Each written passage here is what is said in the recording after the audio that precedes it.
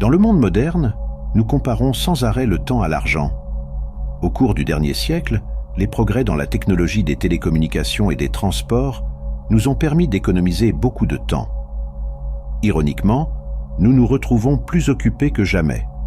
Nous sommes pressés d'accomplir de plus en plus en moins de temps. Le résultat est que nous sommes toujours pressés et n'avons pas le temps de profiter de la vie. Cette culture de la hâte nous coûte notre santé et notre bonheur en produisant un stress inutile. Si vous souhaitez apprendre la patience, cette leçon va devenir intéressante. Pour comprendre la patience, il est préférable de d'abord comprendre l'impatience. La patience est l'une des qualités les plus difficiles pour moi à embrasser.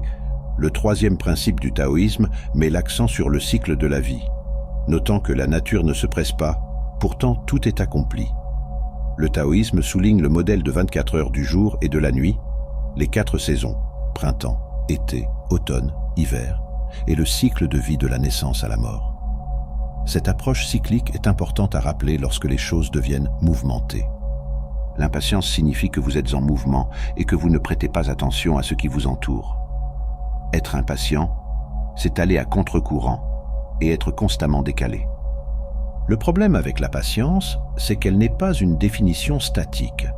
Malgré ce que le dictionnaire vous dit de persévérer tranquillement et régulièrement, en attendant plus de détails. Elle change toujours par rapport à ce contre quoi vous travaillez. Si vous essayez de forcer la patience à suivre un rythme standard, vous échouerez la plupart du temps. Si vous décidez d'apprendre la patience dans le vide, par vous-même, vous ignorez ce qui vous entoure. Vous serez toujours désynchronisé et vous sentirez impatient. Les gens pensent que la patience est le but. Ce n'est pas le cas. C'est plutôt un style et un outil pour nous connecter au monde qui nous entoure. Les gens pensent qu'être patient signifie laisser le monde vous rattraper. Mais être patient, c'est vous permettre de rattraper le monde. Et parfois, vous devez bouger rapidement pour rester à la hauteur. Apprendre à faire une pause est une partie importante de la patience. Faire une pause n'est pas la même chose qu'attendre, et la patience n'a rien à voir avec l'attente. Apprenez tout sur le rythme. Chronométrez-vous pour travailler avec plus d'un processus autour de vous. Comme le monde autour de vous est en mouvement, en évolution et que chacun est différent, la patience nécessite flexibilité et minutage. Parfois, allez lentement pour laisser tout se mettre en place. Parfois, avancez avec certitude et permettez à tout de vous rattraper. La patience consiste à ajuster votre rythme à l'essence présente. Si vous voulez apprendre la patience, ne vous laissez pas tromper par l'attente. Pratiquez plutôt la pause dans la conscience et connectez-vous à la fois à vous-même et à la vie qui vous entoure. La patience consiste à se connecter au monde qui vous entoure. Vous n'êtes pas patient si vous traînez ou êtes traîné par le monde. Vous êtes patient si vous ajustez votre rythme aux connexions et aux motifs qui vous entourent. Comment puis-je retrouver ma patience? L'impatience représente également le désir d'agir.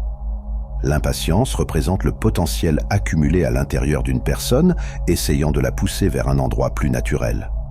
Lorsque vous êtes dans un état d'impatience, fermez les yeux, écoutez votre potentiel intérieur, libérez lentement vos actions et avec un guidage intérieur, utilisez votre impatience comme une force pour stimuler des actions créatives.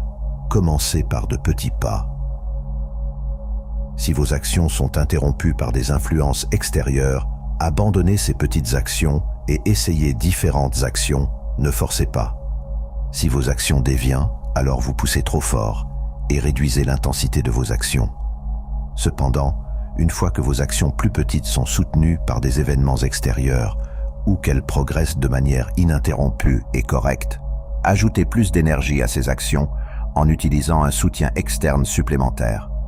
Commencez avec environ 60% d'actions, juste assez pour avancer. Pour information, 50% d'actions signifie simplement maintenir le statu quo. Moins de 50% représente la dépression et la décadence. Il y a une fine ligne quant à la force que vous placez dans l'action pour surmonter l'impatience. Découvrir que la sagesse réside dans la patience. Mais l'impatience peut également servir d'outil pour explorer le potentiel intérieur qui se construit en chacun de nous. Avec le temps, un taoïste apprend à retenir de plus en plus de potentiel, permettant une plus grande patience dans ses actions et des exploits apparemment plus étonnants. Gardez à l'esprit que vous devez toujours surfer sur une vague pour apprendre à surfer sur les potentiels qui surgissent dans votre vie. Pour surfer sur les grandes vagues, commencez d'abord par surfer sur les petites vagues pour acquérir de l'expérience et de l'habileté dans vos actions. Ainsi, l'impatience représente souvent un mauvais timing, tandis que la patience représente un bon timing. Nous devons pratiquer avec nos actions plus petites pour apprendre le bon timing, comme nous le montre l'exemple du surf. Avoir de la patience signifie également avoir joué avec l'impatience pour apprendre à se déplacer en toute sécurité avec nos actions dans la plage de potentiel que nous vivons chacun. La patience et l'impatience peuvent travailler en tandem l'une avec l'autre, pour nous compléter en tant qu'être humain réalisé. La patience de la montagne. La patience dans le taoïsme consiste à embrasser pleinement l'espace vide. Cela nécessite une vie entière. La douleur, les problèmes et les préoccupations pressantes de l'extérieur forcent la question de la patience. J'enseigne la patience avec bienveillance. Je sais que bien des enseignements du taoïsme prennent 10, 20, 30, voire plus, d'années pour être maîtrisés, ce que la plupart des gens n'ont pas la patience d'adopter dans ce style d'exploration. Alors je mélange les enseignements taoïstes par couches de manière à ce qu'il soit possible de commencer à apprendre, d'avoir quelques avancées clés plus petites au début pour soutenir le processus à plus long terme de transformation intérieure. Il ne s'agit pas de guérir tous ces problèmes d'un coup. Le faire créerait un vide dans son espace intérieur, un vide que les gens auraient tendance à combler inconsciemment, en se précipitant pour le remplir de nouveaux problèmes.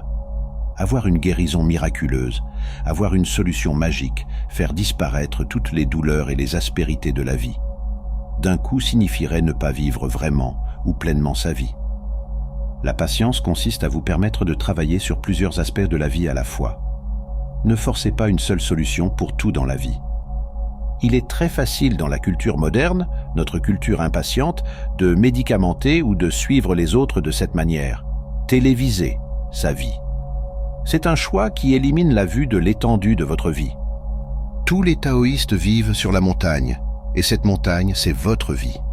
La vraie question est, êtes-vous piégé dans des réponses rapides et revivant éternellement les mêmes erreurs à la manière de Sisyphe?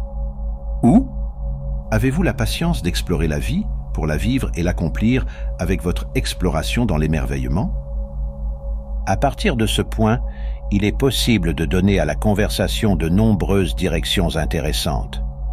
L'essentiel est de l'emmener là où vous trouvez votre émerveillement, d'avoir la patience d'accomplir votre vie.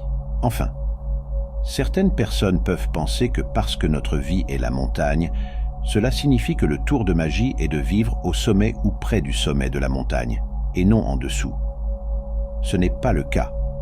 Notre vie en tant que montagne offre de nombreuses options sur la manière d'approcher son exploration au fil du temps.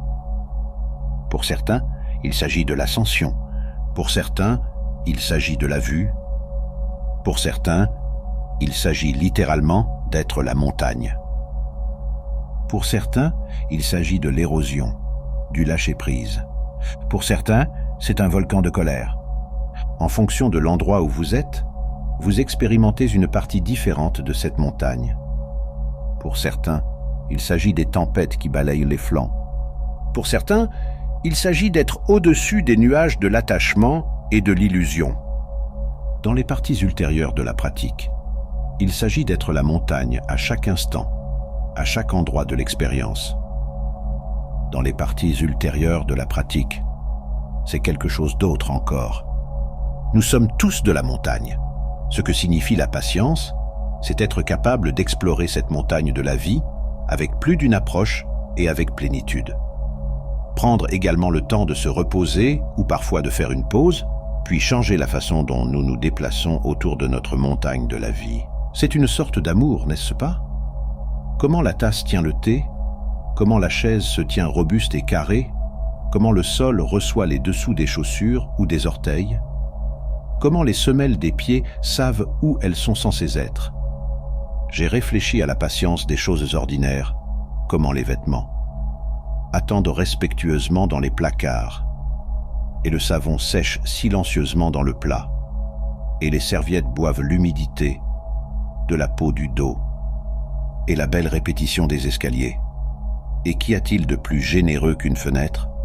Chers amis, je voudrais consacrer un moment spécial pour exprimer ma profonde gratitude à chacun de vous. Votre présence sur ma chaîne et le temps que vous consacrez à regarder mes vidéos ont un sens qui va bien au-delà de simples statistiques. Chaque j'aime, chaque commentaire et chaque abonnement sont comme des rayons de soleil qui illuminent ma journée. Il est extraordinaire de voir cette communauté grandir, de lire vos commentaires et de savoir que mes vidéos résonnent avec vous. Merci.